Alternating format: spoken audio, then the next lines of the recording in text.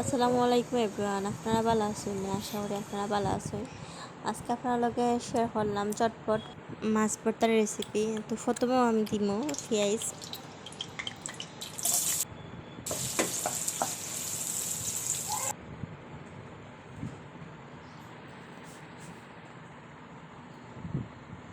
তো পেস্টটা দেওয়ার পরে আমি ভালো করে লাড়মইটা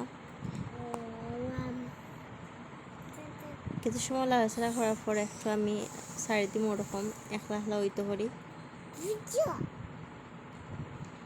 তো আবার একটু নরম হয়েছে, সো আমি এখন আবার লাড়াচাড়া করলাম কত সময়।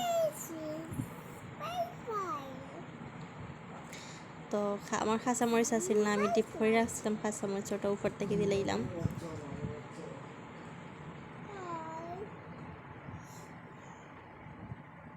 তো মোটামুটি ফেস ওই আসছে, তখন আমি দিলাম হলুদের গুঁড়া, তারপর দিছি পরিমাণ মতো লবণ,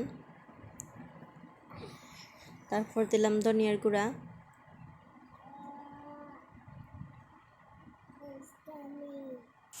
তারপর দিছি আমার পরিমাণ মতো মরিচের গুঁড়া। আমি জাল একটু বেশি খাই, এর লাগে একটু বেশি করে দিছি, আপনারা আপনার পছন্দ মতো দিতে পারেন।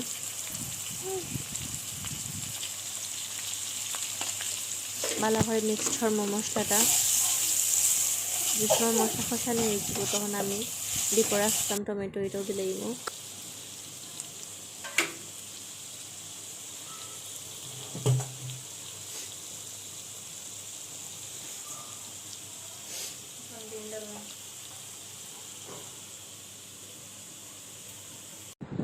পর্যায়ে এখন আমার মশলাগুলো কষানো হয়ে গেছে।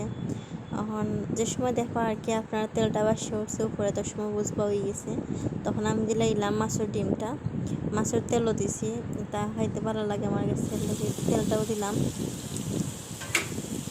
তো মশলা ডিমটা ভালো করে মিক্সড করবো একসাথে, ভালো করে যাতে মশলাটা ঢুকে ডিমের ভিতরে।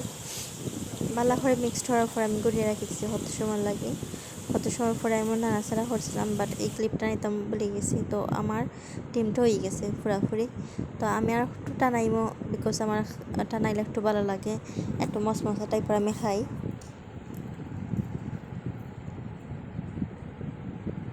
এই পর্যায়ে অনেক লোভনীয় হয়েছে। আমি দিলাইমো ধনিয়া পাতা। ধনিয়া পাতা দিলে একটা খুব ভালো স্মেল হয়, আমার কাছে ভালো লাগে। ধনিয়া পাতা দিয়ে আমি 2 মিনিট পরে এটা নামাই নিব, যাতে ধনিয়া পাতার গ্রানটা এটার ভিতরে যায়। ডিম খাইতে কার কার ভালো লাগে আপনারা অবশ্যই জানাইবা, আমার কাছে খুব ভালো লাগে।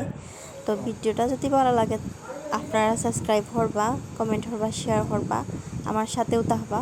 তো এই পর্যায়ে ভালো থাকবা। আল্লাহ হাফিজ, আসসালামু আলাইকুম।